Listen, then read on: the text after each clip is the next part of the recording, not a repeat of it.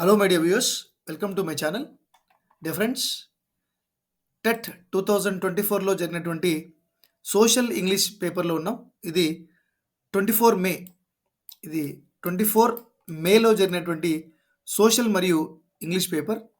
So వీలైనన్ని ఎక్కువ questions solution చేసే ప్రయత్నం చేద్దాం. మీరు చూడండి, సిమిలర్ క్వశ్చన్ మనకి ఇంతకుముందు పేపర్లో కూడా వచ్చింది. సేమ్ ఇలాగే టెంపరేచర్ మీద మనకి క్వశ్చన్ ఇచ్చారు. దిగువ ఇచ్చిన ఉష్ణోగ్రతలలో అవరోహణ క్రమం అంటే డిసెండింగ్ ఆర్డర్, అంటే ఎక్కువ నుంచి తక్కువ. డిసెండింగ్ అంటే ఏంటి? ఎగువ నుంచి దిగువ. ఓకే, అంటే ఎక్కువ నుంచి తక్కువకు అమర్చమంటున్నాడు. ఎక్కువ నుంచి తక్కువకి అమర్చాలి. చూద్దాం మరి. ఎక్కువ నుంచి తక్కువకి 0 ఇక్కడ ఉంది కాబట్టి 0 చాలా తక్కువ, ఎక్కువ కాదు కాబట్టి ఆడౌట్. 16, 29 ఇది ఎక్కువ కాబట్టి ఇది అవుట్. ఓకే, నెక్స్ట్ 1 ఇది అవుట్. సో మనకి ఇచ్చినటువంటి దాంట్లో ఎక్కువ నుంచి తక్కువ ఉన్నారు కాబట్టి 29 ఎక్కువ, ఆ తర్వాత 16, ఆ తర్వాత 12, ఆ తర్వాత 4, ఆ తర్వాత 1, ఆ తర్వాత 0. సో ఇలా పెరుగుతూ పోతూ ఉంటుంది కాబట్టి, అంటే ఇక్కడ నుంచి ఇటు నుంచి వస్తూ ఉంటే ఇది పెరుగుతూ పోతూ ఉంది కాబట్టి మనకి రైట్ ఆన్సర్ ఇది. అంటే ఇది ఎక్కువ ఉష్ణోగ్రత దగ్గర నుంచి తక్కువ ఉష్ణోగ్రత. So answer 4.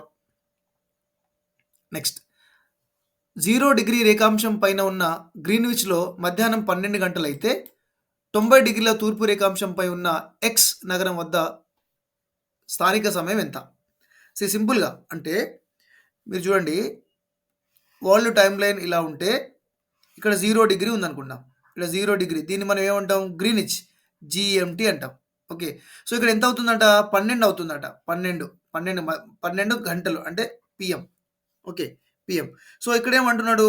90 డిగ్రీ రేఖాంశం. ఇక్కడ 90 డిగ్రీ రేఖాంశం అంటే 0 నుంచి 90 వరకు ఎన్ని రేఖాంశాలు ఉన్నాయి? 90 రేఖాంశాలు ఉన్నాయి.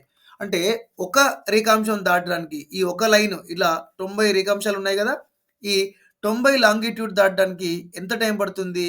4 నిమిషాలు దాటుతుంది. అంటే ఒక లాంగిట్యూడ్ని క్రాస్ చేయడానికి 4 నిమిషాల టైం పడితే సో ఎంత అవుతుంది? 360 మినిట్స్. సో 360 మినిట్స్ని మనం అవర్స్లో కనుక కన్వర్ట్ చేస్తే ఇది 6 అవర్స్ అవుతుంది. ఎంత? 6 అవర్స్, 6 గంటలు. సో 6 గంటలు అంటే మనకి 12 అవుతుంది అంటున్నారు, ఇక్కడ మధ్యాహ్నం. ఓకే, మరి ఇక్కడ ఎంత అవుతుంది? ఇక్కడ 6 గంటలు అవుతుంది. ఇక్కడ కూడా మధ్యాహ్నం మాత్రమే, ఎందుకంటే మనం ఇక్కడ ఇలా టైం జోన్ ఇలా చూసినప్పుడు 12, 6, 3, 9. సో ఇక్కడ 12 అవుతుంది. ఎప్పుడైనా కూడా ఈ 0 డిగ్రీ నుంచి కుడి వైపున ఈస్ట్ సైడ్న సమయం ఎక్కువ ఉంటుంది. సమయం ఎక్కువ అంటే ఇక్కడ 6 సాయంత్రం అయితే ఇక్కడ మధ్యాహ్నం సాయంత్రం అవుతుంది. ఓకే, సో ఇక్కడ టైం ముందుంటుంది. ఇక్కడికి వెళ్ళేసరికి ఇటు వెళ్ళేసరికి టైం తగ్గుతుంది. ఓకే, ఇండియాకి మరియు లండన్కి ఇండియా యొక్క రేఖాంశం 82.5 30 ఈస్ట్ లాంగిట్యూడ్ భారతదేశం గుండా పోతుంది కాబట్టి మరి భారతదేశానికి దానికి టైం ఎంత అంటే 5.5 గంటలు. 5.5 గంటలు తేడా ఉంటుంది. సో ఇక్కడ ఆన్సర్ 6 గంటలు. నెక్స్ట్, భారతదేశంలో బైసన్ గార్జ్ ఉన్న రాష్ట్రం. మరి బైసన్ గార్జ్ ఎక్కడ ఉంది? బైసన్ గార్జ్ ఇది ఆంధ్రప్రదేశ్లో ఉంది. అసలు గార్జ్ అంటే ఏంటి? ఓకే, గార్జ్తో పాటు మళ్ళీ మనకి ఒకటి క్యాన్యన్ కూడా ఉంటుంది. అంటే గార్జ్ ఉందనుకోండి, గార్జ్ని ఉదాహరణకి ఇది ఒక కొండ అనుకుందాం. ఒక కొండను ఇలా కట్ చేస్తూ ఇలా ఉంటుంది గార్జ్. అంటే ఇక్కడ మొత్తం కట్ చేసిన తర్వాత ఇక్కడికి వెళ్ళి వాటర్ పోతూ ఉంటుంది. మళ్ళీ క్యాన్యన్ ఉందనుకోండి, క్యాన్యన్. సో క్యాన్యన్ ఎలా ఉంటుందంటే ఇలా వి షేప్లో ఉంటుంది. క్యాన్యన్ ఇలా ఉంటుంది, అంటే దాని యొక్క బాటంలో ఇక్కడ వెడల్పు తక్కువ ఉంటుంది, పైన వెడల్పు ఎక్కువ ఉంటుంది. కానీ గార్జ్ మాత్రం పైన మరియు కింద, పైనుంచి కింద వరకు పొడవు వెడల్పు, అంటే ఈ యొక్క వెడల్పు అనేటువంటిది సమానంగా ఉంటుంది. ఇది గార్జ్ అనమాట. అంటే కొండను కట్ చేసుకుంటూ వెళ్తే మనకి గార్జెస్ ఏర్పడతాయి. నెక్స్ట్, ప్రపంచంలోని లోతైన అగాధ ధరలో ఒకటైన ప్యూటారికో లేదా నేవ్స్ ఈ సముద్రంలో ఉంది. ఓకే, నేవ్స్ లేదా ప్యూటారికో, దీనికి 2 పేర్లు, ప్యూటారికో లేదా నేవ్స్ అంటారు. ఇది ఎక్కడ ఉంది? ఇది చాలా చాలా ఇంపార్టెంట్ క్వెషన్. 9థ్ క్లాస్‌లో హైడ్రోస్పియర్ నుంచి వచ్చిన క్వెషన్. ఇది మనకి అట్లాంటిక్ సముద్రంలో ఉంది. సో, దీని నుంచి ఎటువంటి క్వెషన్స్ రావచ్చంటే మనకి ఛాలెంజర్, దీనికి ఇంకోటుంది ఛాలెంజర్. ఓకే. ఛాలెంజర్ దీన్నే మనము మెరీనా అంటాం. దీన్నే మనం మెరీనా అని పిలుస్తాం. సో, ఇది ఎక్కడుంది? ఇది మెరీనా అనేటువంటిది పసిఫిక్‌లో ఉంది. ఓకే. ఇది పసిఫిక్ సముద్రంలో ఉంది. మరి దీని యొక్క లోతెంత? ప్రపంచంలో అత్యంత లోతైన ప్రదేశం ఇది. ఓకే. ఇది 11,000. ఇది 11,022 మీటర్స్ లోతులో ఉంది. ఓకే. 11,022 మీటర్స్ లోతులో ఉంది. ఆ తర్వాత థర్డ్ వన్ ఏంటంటే జావా. జావా ఎంత దీని లోతు? 7,450 మీటర్స్. ఇదెక్కడ ఉంది? ఇది ఇండియన్ ఓషన్‌లో ఉంది. ఇది నేవ్స్ లేదా ప్యూటారికో అట్లాంటిక్ మహాసముద్రం ఉంది. ఇది 10,475 మీటర్స్. సో, అప్పుడప్పుడు వీటిని మనకి సీక్వెన్స్‌లో అరేంజ్ చేయమంటారు. So, Challenger is first, Puerto Rico is second and Java is third. Challenger అనేటువంటిది ఓకే. ఛాలెంజర్ లేదా మెరీనా ఇది పసిఫిక్ ఓషన్‌లో ఉంది. అండ్ జావా అనేది ఇండియన్ ఓషన్‌లో ఉంది. అట్లాంటిక్ మహాసముద్రంలో ఉన్నది నేవ్స్ లేదా ప్యూటారికో అనేటువంటిది అగాధాధరి, అంటే చాలా లోతైనటువంటి ప్రదేశం. నెక్స్ట్, వాస్తవంగా దీని ప్రభావం కారణంగా గాలులు ఉత్తరార్ధగోళంలో కొద్దిగా కుడివైపుకి, దక్షిణార్ధగోళంలో కొద్దిగా ఎడమవైపు కదులుతాయి. సో, దీనికి భూమి తన అక్షం మీద సూర్యుని చుట్టూ పరిభ్రమించడం కాదు. భూమి తన చుట్టూ తను భ్రమించడం ఇది ఆన్సర్. చంద్రుడు తన అక్షం మీద భూమి చుట్టూ పరిభ్రమించడం కాదు. భూమి తన చుట్టూ తాను తిరుగుతున్నప్పుడు వంగి ఉండడం కాదు. ఇప్పుడు చూడండి, భూమి తన చుట్టూ తాను తిరగడం వల్ల, అంటే ఇది భూమి అనుకోండి. ఈ భూమి ఇలా తిరుగుతుంది, అంటే వెస్ట్ నుంచి ఈస్ట్ సైడ్‌కి తిరుగుతుంది. గంటకి 1640 కిలోమీటర్ల స్పీడ్‌తో తిరుగుతుంది. పర్ అవర్ 1640 కిలోమీటర్/అవర్ తిరుగుతున్నప్పుడు, ఇలా భూమి తన చుట్టూ తాను తిరుగుతున్నప్పుడు, గంటకు 1640 కిలోమీటర్ స్పీడ్‌తో తిరుగుతున్నప్పుడు ఇక్కడ ఒక ఎనర్జీ డెవలప్ అవుతుంది. ఈ ఎనర్జీనే కోరియాలిస్ ఎనర్జీ అంటారు, లేదా కోరియాలిస్ ఫోర్స్ అంటారు. దీన్ని కోరియాలిస్, చాలా చాలా ఇంపార్టెంట్. కోరియాలిస్ అంటే భూమి తన చుట్టూ తాను తిరుగుతున్నప్పుడు, when the earth rotates on its own axis and energy will develop, that is called as Coriolis force. మరి ఈ కోరియాలిస్ ఫోర్స్ వల్ల ఇక్కడ ఉన్నటువంటి ఉత్తరార్ధగోళంలో, నార్థన్ హెమిస్ఫియర్‌లో ఇలా వెళ్ళవలసినటువంటి గాలులు ఇలా కుడివైపుకు తిరుగుతాయి. దక్షిణార్ధగోళంలో ఇలా రావాల్సినటువంటివి కాస్త ఇలా వెళ్తాయి. అంటే గాలులు ఇలా సైడ్‌కి వెళ్తాయి. దేనివల్ల? ఈ కోరియాలిస్ ఎనర్జీ వల్ల వెళ్తాయి. కోరియాలిస్ ఫోర్స్ వెరీ వెరీ ఇంపార్టెంట్. అంటే భూమి తన చుట్టూ తాను తిరగడం వల్ల ఇలా తిరగడం వల్ల ఒక ఎనర్జీ డెవలప్ అవుతుంది. ఆ ఎనర్జీనే కోరియాలిస్ ఫోర్స్ అంటాం. ఈ కోరియాలిస్ ఫోర్స్ వల్ల ఇలా స్ట్రెయిట్‌గా వెళ్ళవలసినటువంటి గాలులు కాస్త ఇలా వెళ్తాయి, పక్కకెళ్తాయి. ఉత్తరార్ధగోళంలో ఇవి కుడివైపుకి, ఇది రైట్ సైడ్‌కి. దక్షిణార్ధగోళంలో ఇవి కాస్త లెఫ్ట్ సైడ్‌కి వెళ్తాయి. నెక్స్ట్, ఈ క్రింది వాటిలో విద్యుత్ వేడి నిరోధకమైన ఈ ఖనిజం సన్నని పొరలో లభిస్తుంది. It's a non conductor of electricity. అంటే దీంతో మనకు షాక్ రాదు. అదేంటంటే మైకా అనేటువంటిది చాలా అద్భుతమైనదండి. మరి ఈ మైకా ఇది ఎక్కడ వాడతారు? Electrical cables, okay, circuit board, ట్రాన్స్ఫార్మర్‌లో వాడతారు మైకాని. అంటే స్విచ్ బోర్డ్‌లు ఉన్నాయి కదా మన ఇంట్లో, స్విచ్ బోర్డ్‌లు గానీ, ట్రాన్స్ఫార్మర్‌లో ఈ తీగలు చుట్టడానికి ఈ మైకాని ఎక్కువగా వాడతారు. చాలా చాలా ఇంపార్టెంట్. మరి మాంగనీస్ ఎక్కడ వాడతారు? మాంగనీస్ ఇది స్టీల్. మాంగనీస్ స్టీల్‌లో, పెయింట్స్‌లో, ఆ తర్వాత ఫెర్టిలైజర్‌లో వాడతారు. ఓకే. మరియు అల్యూమినియం అనేటువంటిది, అల్యూమినియం ఎక్కడి నుంచి వస్తది?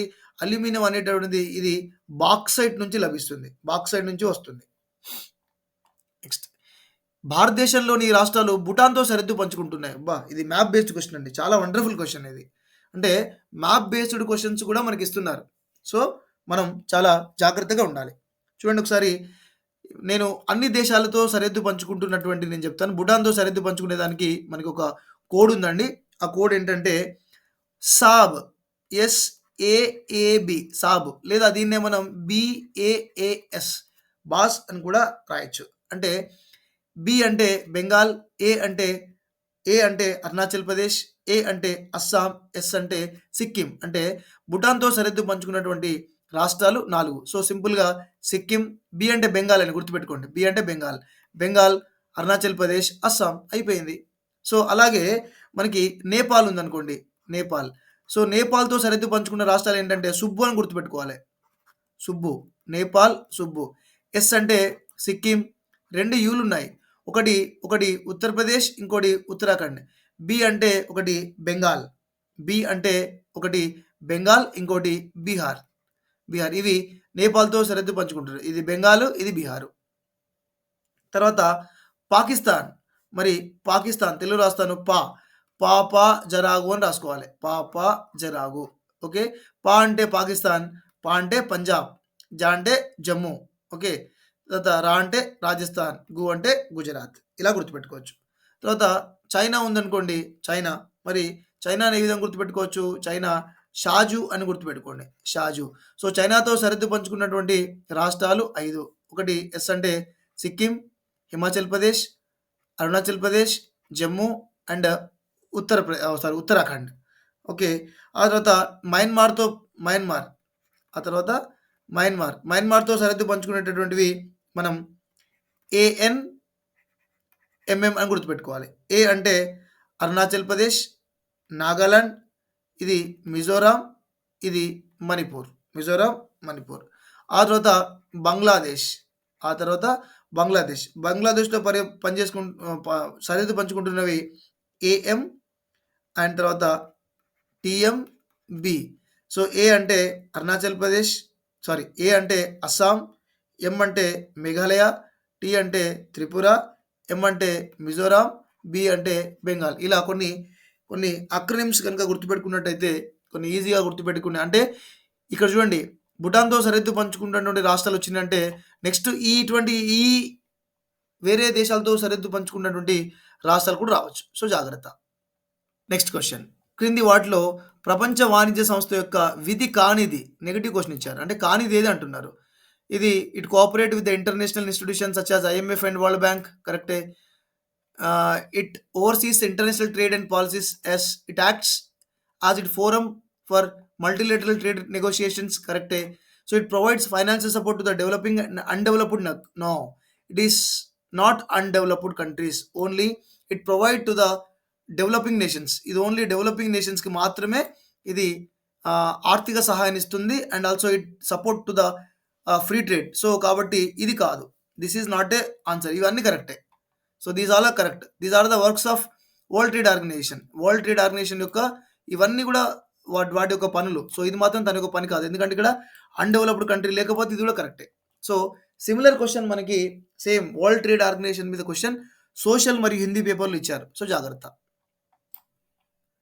క్రింది వాటిలో మాధ్యమిక వస్తువులను గుర్తించండి. వస్తువులు 3 రకాలు. First one is primary. Primary అంటే ప్రాథమిక వస్తువులు. అండ్ సెకండరీ అంటే దీన్నే మనం ఇంటర్మీడియట్ లేదా మాధ్యమిక వస్తువులు. తర్వాత అంతిమ వస్తువులు అంటే వీటిని మనము ఎండ్ ప్రొడక్ట్స్ అంటాం. అంటే ఫైనల్ ప్రొడక్ట్స్ అంటాం. అంటే ఫైనల్ అంటే అంతిమ ప్రొడక్ట్. ప్రైమరీ అంటే దీన్ని చాలా రకాలుగా మోడిఫై చేయొచ్చు. మాధ్యమిక అంటే దీన్ని కూడా చాలా రకాలుగా మోడిఫై చేయొచ్చు. అంతిమ వస్తువు అంటే ఇంకా అంతిమం అదే. దాన్ని మళ్ళీ ఆ వస్తువుని ఇంకో వస్తువులోకి మనం మార్చలేం. ఉదాహరణ చూద్దాం. నిర్మాణ రంగంలో ఉపయోగించే ఇటుకలు మరియు ఉక్కు వీటిని చాలా రకాలుగా వాడవచ్చు. వీటిని చాలా రకాలుగా వాడవచ్చు. ఇంట్లో ఉపయోగించే టెలివిజన్ మళ్ళీ ఏమైనా చేయొచ్చా? ఏం లేదు. టెలివిజనే ఫైనల్. నెక్స్ట్. సో, ఇది మాధ్యమిక వస్తువు కాదు. ఇది ఫైనల్ ప్రోడక్ట్. వంట కోసం ఉపయోగించే బొగ్గు ఫైనల్‌గా మనం ఇది కూడా ఫైనల్ ప్రోడక్టే. బొగ్గే ఫైనల్. దాన్ని మళ్ళీ ఏం చేయలేం. వ్యక్తులు ఉపయోగించే మొబైల్ ఫోన్‌లు అవే ఫైనల్. ఇంకా మొబైల్ ఫోన్‌ని మళ్ళీ ఏమైనా చేయొచ్చా? చేయరాదు. సో, ఇటుకలతో మాత్రం రకరకాల పనులు చేయొచ్చు. ఇల్లు కట్టొచ్చు, బట్టీలు కట్టొచ్చు. ఓకే. ఉక్కుతో రకరకాల వస్తువులు తయారు చేయొచ్చు. అంటే ఇది మాత్రం ఇవి 2 కూడా మాధ్యమిక వస్తువులు. ఇవన్నీ కూడా అంతిమ వస్తువులు. నెక్స్ట్. నిమ్న హిమాలయాలు శివాలిక్ మధ్య ఉన్న లోయలను ఈ విధంగా పిలుస్తారు. సో, మనకి హిమాలయాలు ఏ విధంగా ఉన్నాయి? ఇలా ఉన్నాయి. ఇది హిమాద్రి, హిమాచల్, శివాలిక్ ఇలా ఉన్నాయి. సో, దీంట్లో ఈ రెండింటి మధ్య ఉన్నటువంటివి. ఈ రెండిటి మధ్య ఇదేమో హిమాద్రి. ఇది హిమాద్రి. ఏమంటుండు వాడు? హిమాచల్ అంటుండు. హిమాచల్. ఓకే. వీటినే నిమ్న హిమాలయాలు అంటారు. సో, వీటిని శివాలిక్ అంటారు. వీటి మధ్య ఉన్నటువంటి లోయలను ఏమంటారంటే మనని వీటిని డూన్స్ అంటారు. వీటిని ఏమంటారు? డూన్స్. వీటిని డూన్స్. ఎగ్జాంపుల్‌గా చూసుకున్నట్టయితే మనకి డెహ్రాడూన్ ఉంటది చూడండి. డెహ్రాడూన్. ఎక్కడుంది డెహ్రాడూన్? డెహ్రాడూన్ మనకి ఉత్తరాఖండ్‌లో ఉంది. అంతే కాకుండా ఉత్తరాఖండ్‌తో పాటు ఉత్తరాఖండ్‌లో పాట్లీడూన్ కూడా ఉంది. పాట్లీడూన్. ఉత్తరాఖండ్‌లో సో, మొత్తం 3 డూన్‌లున్నాయి. డెహ్రాడూన్, పాట్లీడూన్ అండ్ ఇంకోటి జమ్మూ కాశ్మీర్‌లో కోట్లీడూన్ ఉంటుంది. జమ్మూ కాశ్మీర్‌లో కోట్లీడూన్. జమ్మూ కాశ్మీర్‌లో కోట్లీడూన్ ఉంటుంది. చాలా చాలా ఇంపార్టెంట్. నెక్స్ట్ భారతదేశంలో ముడిసరుకు నుంచి అత్యంత విలువైన ఉత్పత్తుల వరకు ఒక గొలుసు వలె విలువను చేర్చుతూ స్వావలంబన సాధించే ఏకైక పరిశ్రమ.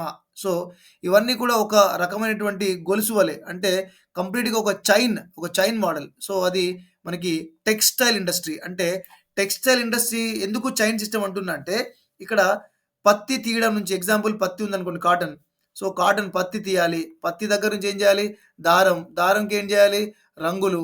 రంగుల తర్వాత ఏం చేయాలి? వస్త్రము. ఓకే. సో, ఇవన్నీ కూడా ఒక చైన్ బేస్డ్ అనమాట. సో, అది ఏదంటే టెక్స్‌టైల్ ఇండస్ట్రీ.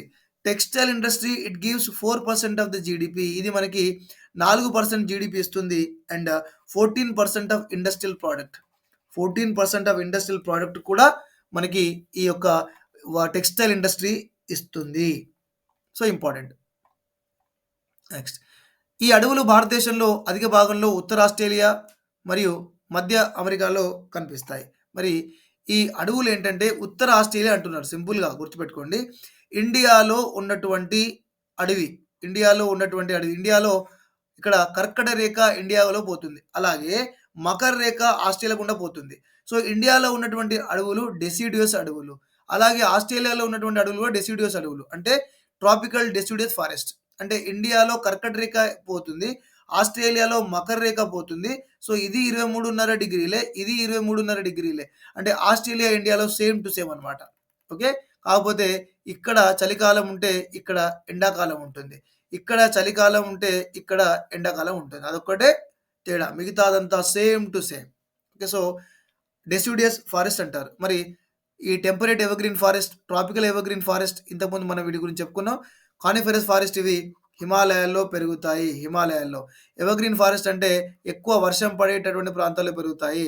సమశీతోష్ణ ప్రాంతాలంటే ఈ టెంపరేట్ ఎవర్‌గ్రీన్ ఫారెస్ట్ అంటే ఇవి ఖండాలలో యొక్క తూర్పు ప్రాంతాలలో పెరుగుతాయి. ఇంతకుముందు సిమిలర్ క్వెషన్ మనకి సోషల్ హిందీ పేపర్‌లో ఎక్స్‌ప్లెయిన్ చేశాను. ఓకే. నెక్స్ట్ ఈ రకమైన వ్యవసాయ విధానంలో పంటల పెరుగుదల, ఋతుపవనాల మీద, భూమిలోని పోషక పదార్థాల మీద, అనుకూలమైన వాతావరణ పరిస్థితులపై ఆధారపడి ఉంటుంది. అది సింపుల్ క్వెషన్ అండి ఇది. మనకి సాధారణ జీవనాధార వ్యవసాయం. సాధారణంగా వీరు అంటే సాధారణమైనటువంటిది వీరు వర్షాల మీద ఆధారపడతారు. వీరు కుటుంబం పైన ఆధారపడతారు. వీరు ఎక్కువగా రసాయనాల మీద ఆధారపడరు. రసాయనాలు వాడరు. అంటే వీళ్ళంతా కూడా ఒక నేచురల్‌గా ఋతుపవనాల మీద, భూమిలోని పోషక పదార్థాల మీద, వాతావరణ అనుకూల పరిస్థితుల మీదనే డిపెండ్ అయితారు గానీ, అది కాకుండా ఆర్టిఫిషియల్ దాని మీదకెళ్లరు వీళ్ళు. కానీ ఇంటెన్సివ్ సబ్సిస్టెన్స్ మాత్రం అలా ఉండదు. వీళ్ళేం చేస్తారు, వీళ్ళిక్కడ ఇంటెన్సివ్ సబ్సిస్టెన్స్ అంటే వీళ్ళు ఎక్కువగా బోర్‌లేస్తారు. ఓకే. నూతన హెచ్‌వైవి విత్తనాలు వాడతారు. ఓకే. అంతే కాకుండా కెమికల్స్ వాడతారు. ఇరిగేషన్ ఎక్కువగా చేస్తారు. ఇటువంటి వ్యవసాయం ఎక్కువగా పాపులేషన్ ఎక్కువున్న దగ్గర, ఇది వాడతారు. కానీ ఈ రకమైనటువంటిది ఎక్కువగా ట్రైబల్ పీపుల్ ఎక్కువ చేస్తారు. Tribal people. సో, వర్షం పైన ఆధారపడతారు. అంతేకాదు కుటుంబంపై ఫ్యామిలీ లేబర్ అంటారు. Family labour. సో, ఇంట్లో వాళ్ళే ఫ్యామిలీ లేబరే చూసుకుంటారు దీన్ని.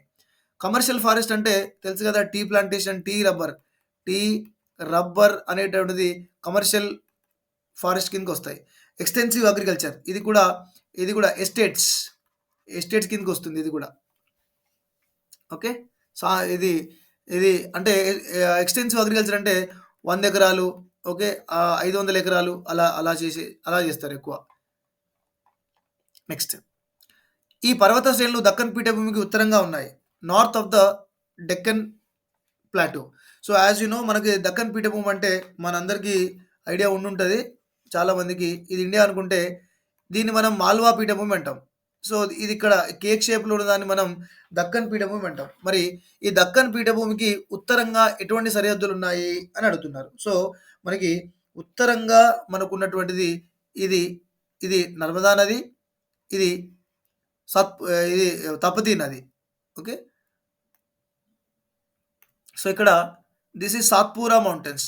వీటిని మనము సాత్పూరా మౌంటైన్స్ అంటాం. సో, సాత్పూరా మౌంటైన్స్, ఇది వింధ్యా మౌంటైన్స్. సో, ఇక్కడ రాస్తాను. This is Vindhya mountains. So, this is Satpura mountains. Very, very important. So, ఇప్పుడు చెప్పండి నార్త్ ఆఫ్ ద అంటే నార్త్ అంటే ఏంటి? ఇది ఇది కదా నార్త్. ఉత్తరం. ఉత్తరం ఏముంది? సాత్పూరా పర్వతాలు ఉన్నాయి. మరి ఈ పశ్చిమం ఏమున్నాయి? పశ్చిమ కనుమలు సారీ ఈ తూర్పు. ఈ తూర్పు వైపు ఏమున్నాయి? తూర్పు కనుమలున్నాయి. తూర్పు కనుమలున్నాయి. మరి పశ్చిమాన ఏమున్నాయి? పశ్చిమ కనుమలున్నాయి. పశ్చిమ కనుమలు. So, east side Eastern Ghats. West side Western Ghats అని చెప్పుకోవచ్చు. East side Eastern Ghats, west side Western Ghats అని చెప్పవచ్చు. నెక్స్ట్, అల్యూమినియం శుద్ధి పరిశ్రమను ఏర్పాటు చేయటకు కావాల్సిన అనువైన ప్రదేశాన్ని ఎంపిక చేయటకు 2 ప్రధాన కారకాలు కీలక పాత్ర వహిస్తాయి. అల్యూమినియం మన ఇండియాలో నాల్కో ఉన్నాయి. NALCO BALCO. So, National Aluminium Company, Bharat Aluminium Company both are located in Orissa. ఇవి 2 కూడా ఒరిస్సాలో ఉన్నాయి. National Aluminium Company and Bharat Aluminium Company. Aluminium is the second important factory in ఇండియాలో second most important metallurgical industry ఇది. చాలా ముఖ్యమైనటువంటి ఇండస్ట్రీ. ఎందుకంటే అల్యూమినియం అనేటువంటిది అల్యూమినియానికి తుప్పు రాదు, తుప్పు పట్టదు. అంతేకాకుండా వేడిని తొందరగా ప్రసరింపచేస్తుంది. అంతేకాకుండా ఇట్ ఈస్ అ మ్యాలబుల్ అంటే ఇది కావలసినట్టు మలుచుకోవచ్చు అల్యూమినియాన్ని. ఎటువంటి అటు వంగుతుంది ఇది. ఓకే. ఇండియాలో 8 అల్యూమినియం ఫ్యాక్టరీస్ ఉన్నాయండి. ఇండియాలో 8 అల్యూమినియం ఫ్యాక్టరీస్ ఉన్నాయి. నాల్కో బాల్కో. తర్వాత ఇది తుప్పు పట్టదు, వేడిని ప్రసరింపజేస్తుంది, కావలసినట్టు మలుచుకోవచ్చు. ఇది ఇండియాలో సెకండ్ ఇంపార్టెంట్ ఫ్యాక్టరీ అని చెప్పుకోవచ్చు. మరి అసలు ఈ ఫ్యాక్టరీలు ఎస్టాబ్లిష్ చేయడానికి కావాల్సినటువంటి అంశాలు ఏంటంటే, దీనికి విద్యుత్ సరఫరా కావాలి. క్రమం తప్పకుండా విద్యుత్ సరఫరా, అదేవిధంగా తక్కువకు లభించేటువంటి ముడి పదార్థాలు లభించాలి. ముడి పదార్థాలు ఏంటి? అల్యూమినియం ఎక్కడి నుంచి వస్తుందని చెప్పాను ఇంతకుముందే. అల్యూమినియం మనకి ఇది బాక్సైట్ నుంచి వస్తుంది. Bauxite. The raw material of the aluminium is bauxite. ఇది బాక్సైట్ నుంచి వస్తుంది. చాలా చాలా ఇంపార్టెంట్ బాక్సైట్. నెక్స్ట్, ఉత్తర అమెరికాలోని అమెరికా కెనడా ప్రాంతంలో రాకీ పర్వతాల మీదుగా వీచే ఉష్ణ స్థానిక పవనాలను ఈ విధంగా పిలుస్తారు. సేమ్ క్వశ్చన్ ఇంతకుముందు వచ్చింది. ఉత్తర అమెరికాలో వచ్చేటటువంటి ఉష్ణ స్థానిక పవనాలను మనము చినూక్ అంటాం. చినూక్ అంటే దీన్ని మనము స్నో ఈటర్ అంటాం. స్నో ఈటర్ అంటే మంచును తినేస్తుంది. అంటే మంచు మొత్తం కరిగిపోతుంది. స్నో ఈటర్ అని చెప్పవచ్చు. So, Chinook snow eater. మరి మిస్టాల్ ఎక్కడని చెప్పాను? మిస్టాల్ ఏఎల్ ఉంది. ఏఎల్ ఏమని చెప్పాను? ఆల్స్. యొమా ఎక్కడ? జపాన్లో వీచేటువంటి పవనము. మిస్టాల్ ఆల్స్ పర్వతాల్లో వీచే పవనము. ఓకే. సో, ఇప్పటి వరకు మనం కొన్ని క్వశ్చన్స్ అయితే చేసాం. నెక్స్ట్ సెషన్లో మిగతా కొన్ని క్వశ్చన్స్ చేసేటువంటి ప్రయత్నం చేద్దాం. ఇప్పటికి మీరు చూసుంటారు సిమిలర్గా కొన్ని క్వశ్చన్స్ ఇంతకుముందు జరిగిన ఎగ్జామ్స్కి, ఈ ఎగ్జామ్స్కి కొన్ని ఎగ్జామ్స్కి లింకప్ ఉన్నది. అక్కడ నుంచి చాలా క్వశ్చన్స్ రిపీట్ అయ్యే అవకాశాలు ఉన్నాయి. కాబట్టి దయచేసి ప్రీవియస్ పేపర్స్ని చాలా జాగ్రత్తగా గమనించండి. మళ్ళీ ఇంకో సెషన్లో మళ్ళీ కలుద్దాం. అంతవరకు సెలవు. Tata, bye bye.